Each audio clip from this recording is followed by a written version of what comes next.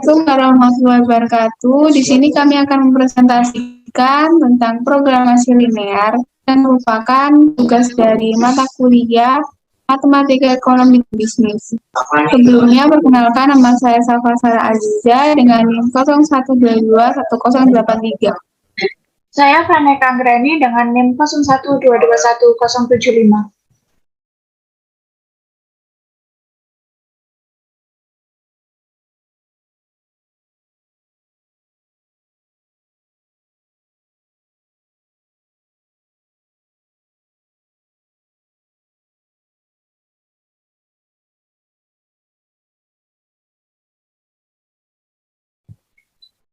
Pengertian programasi linear.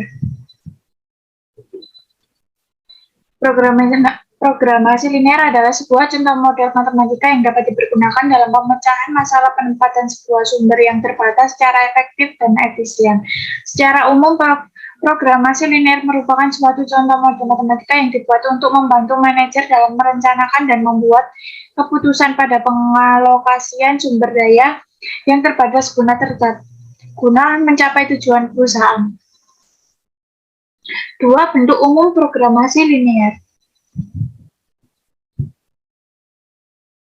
Ada 4 macam. Yang pertama ada variabel keputusan, variabel yang mempengaruhi nilai tujuan yang hendak dicapai. Yang kedua ada fungsi tujuan. Fungsi tujuan pada programasi linear harus berbentuk linear, lalu fungsi tersebut dimaksimalkan atau diminimumkan terhadap fungsi-fungsi yang terkendala. Yang ketiga ada fungsi kendala, suatu kendala yang bisa dikatakan sebagai suatu pembatas terhadap variabel-variabel keputusan yang telah dibuat. Yang keempat ada fungsi non-negatif. Fungsi ini menyatakan bahwa variabel-variabel yang terdapat di dalam bentuk programan linear tidak boleh negatif. Yang ketiga ada metode aljabar dan metode simplex.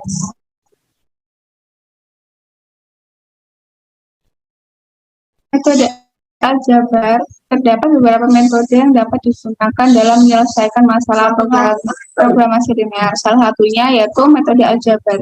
Metode ini merupakan metode yang menggunakan penyelesaian perhitungan matematika untuk mendapatkan nilai yang diinginkan atau nilai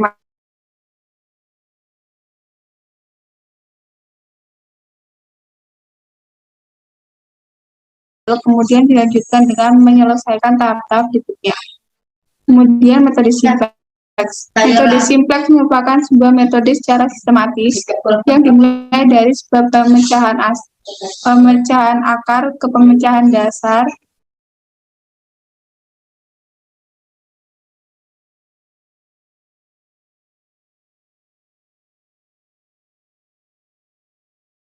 dari algoritma di mana suatu urutan atau lebih dari langkah algoritma sebenarnya yang bergerak beberapa langkah diawali dari suatu titik ke titik pada daerah yang visible menuju titik optimum atau optimasi.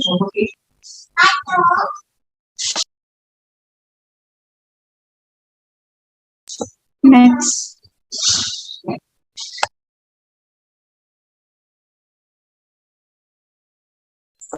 Yang keempat, variabel buatan dan masalah minimasi.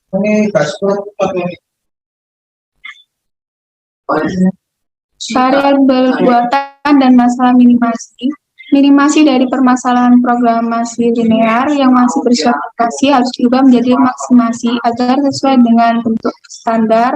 Bentuk standar ini disebut dengan bentuk standar maksimasi agar sesuai dengan bentuk standar maksimasi, yaitu dengan cara mengganti tanda positif pada fungsi tujuan sebagai berikut. Jika suatu batasan memakai tanda kesamaan, maka untuk mengatasinya yaitu dengan cara menambahkan variabel buatan. Jika batasan tersebut bertanda sama dengan, untuk dapat dikerjakan dengan metode simplex harus ditambahkan satu variabel lagi, karena pada batasan tersebut belum terdapat variabel yang merupakan variabel dasar.